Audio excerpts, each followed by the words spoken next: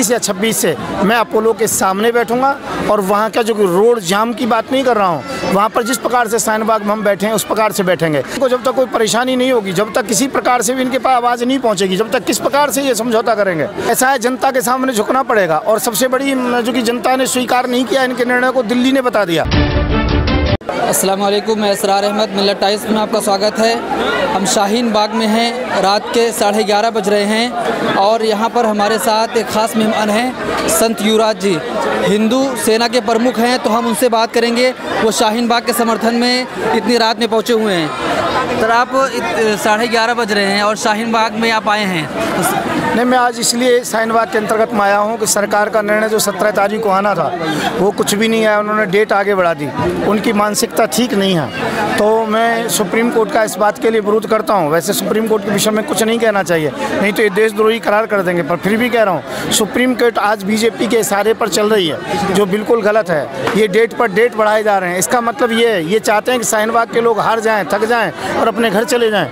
हम इस बात का जो कि विरोध करते हैं। और मैं एक बात कहना चाहता हूँ, यदि इसी प्रकार से स्थिति रही, अभी तो शाहीनबाग की बात है, यदि ये 24 तारीख को भी इन्होंने यदि हमारे पक्ष में निर्णय नहीं दिया तो 25 या 26 से मैं अपोलो के सामने बैठूंगा और वहाँ का जो रोड जाम की बात नहीं कर रहा हूँ, वहाँ पर जिस प्रकार से शाहीनबाग में हम बैठे हैं उस प्रकार से बैठेंगे। एक तरफ कहते हैं कि पब्लिक को परेशानी नहीं होनी चाहिए और एक तरफ से इनकी मानसिकता एक पब्लिक को परेशानी हो जिससे कि इनको मौका मिले लाठी चार्ज करके। लेकिन उच्च न्यायालय कह रहा है कि आप विरोध प्रदर्शन करिए, हम उसके खिलाफ नहीं है, लेकिन एक रोड बंद है तो इससे भी पब्लिक को परेशानी हो रही है, जिसकी वजह से हम कह रहे हैं कि शाहीनबाग के प्रोटेस्ट को कहीं हटा दिया जाए, कहीं और जगह शिफ्ट कर दिया जाए। नहीं, मैं ये कहना चाहता हूँ, ये तो चाहते हैं कि हम सर्विस रोड पर बैठे हैं। जितनी जगह पर 50-60 जगह पर जो कि सर्विस रोड पर बैठे हैं उसका कोई रिएक्शन नहीं है।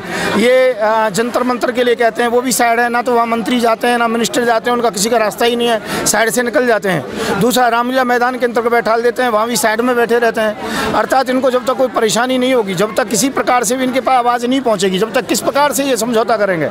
आज ये चाहते हैं कि हम शाहीनबाग के स्थान को छोड़ दें। मैं ये कह रहा हूँ 24 तारीख को यदि हमारे पक्ष में निर्णय नहीं आया तो 25 या 26 से हम अपोलो के रास्ते के सामने भी बैठ सकते हैं। भारत सरकार को इस बात को समझना होगा, हमारे पक्ष में निर्णय दें और हमारा पक्ष ठीक है, क्योंकि इसके अंतर्गत में पारदर्शिता नहीं है। हम सीए का विरोध करते हैं। और इतना दिन गुजर गया है, गृह मंत्री कह रहे हैं, प्रधानमंत्री कह रहे हैं कि हम जिस पर कायम थे कायम रहेंगे, लाख दबाव के बावजूद भी हम हटने वाले नहीं हैं। ऐसा है, जनता के सामने झुकना पड़ेगा। और सबसे बड़ी जो कि जनता ने स्वीकार नहीं किया इनके निर्णय को, दिल्ली ने बता दिया। यदि दिल्ली के अंतर्गत में कुछ भी इसका असर होता कानून का, तो जरूर जो कि दिल्ली के अंतर्गत में आम पार्टी हार जाती, बीजेपी आ जाती, पर बीजेपी बहुत बुरी तरीके से हारी है। और जितने जो बड़े से बड़े मंत्री, राज्यपाल, मंत्री जितने भी हैं, विधायक हैं, एमएलए, एमपी, मिनिस्टर, सभी लोग जो प्रचार में लगे रहे। तो मैं ये कहना चाहूँगा, ये मानसिकता अपनी बिल्कुल बदल दें, नहीं तो ये लाठी मारेंगे। हम लाठी का जवाब लाठी से नहीं देंगे, हम चोट देंगे वोट की। अर्थात आगे बिहार भी हमारा होगा, बंगाल भी हमारा होगा, जितनी भी जगह होंगी। हमने प्रतिज्ञा कर ली है भाजपा मुक्त भारत, तो ये हम करके रहेंगे, ये कुछ भी करते रहें। जिस प्रकार से दिल्ली के अंतर्गत में यही हम चुनाव जो कि यही जो जवाब लोकसभा चुनाव के अंतर्गत में भी देंगे, पूरी तैयारी कर रहे हैं। अर्थात समय एक जैसा किसी का नहीं रहता है, इनको समझ लेना चाहिए, नहीं कल को इनको बहुत बड़ी दिक्कत होगी। आज हमको पूछ नहीं रहे हैं, हमारी दादियाँ बैठी हैं, हमारे बच्चे बैठे हैं। इतना दिन गुजर गया, सरकारी कोई नुमाइंदा अभी तक शाहीनबाग वालों से बात करने नहीं आया। अमित शाह जी ने कहे थे तो यहाँ से प्रदर्शनकारी जा रहे थे, उनको भी नहीं जाने दिया गया। मैं ये कह रहा हूँ, इन्होंने बदमाश भेजे हैं, गुंडे भेजे हैं, गोली चलवाई है, इन्होंने अपना सब कुछ जो कि कर लिया है, तो ये बिल्कुल गलत है। मैं इस बात का विरोध करता हूँ। धन्यवाद जी आपको। जी, तो आप देख सकते हैं कि हिंदू सेना के प्रमुख संत युवराज जी थे, बातें कर रहे थे, बता रहे थे और कह रहे हैं कि उच्च न्यायालय को निर्णय देना चाहिए, इसको स्टे कर देना चाहिए, इस काले कानून को वापस ले लेना चाहिए, नहीं तो हम लोग अपोलो के सामने भी बैठ सकते हैं, क्योंकि इससे सारे नागरिकों को परेशानी हो रही है। और जो सरकार चाहती थी, भाजपा सरकार चाहती थी कि हिंदू मुस्लिम हो जाएगा, वो ऐसा नहीं हुआ।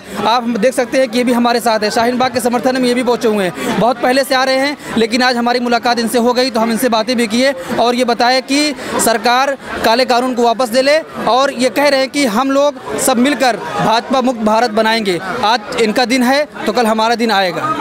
मिल्लत टाइम्स की वीडियोस देखने के लिए यहाँ क्लिक करके सब्सक्राइब करें और हाँ, बेल आइकन जरूर दबाएं।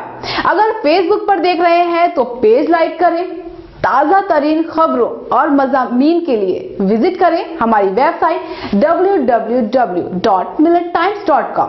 हमारी ये वेबसाइट उर्दू, हिंदी, इंग्लिश तीनों लैंग्वेज में मौजूद है।